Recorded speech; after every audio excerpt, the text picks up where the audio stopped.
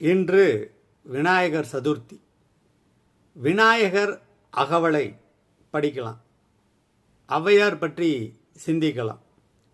தெய்வத்தின் குரல் அப்படின்னு காஞ்சி பரமாச்சாரியார் சுவாமிகளுடைய பேச்சு நூலாக வந்திருக்கு. அதில் முதல் ஆரம்பமே விநாயகர் பெருமானை பற்றி தான் இருக்கும்.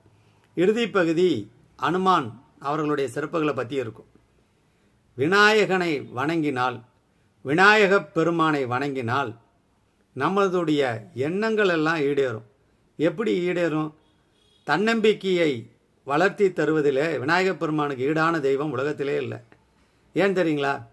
விநாயகப் பெருமான் எல்லா இடங்களிலும் நீக்கமர நிறைந்திருக்கிறார்.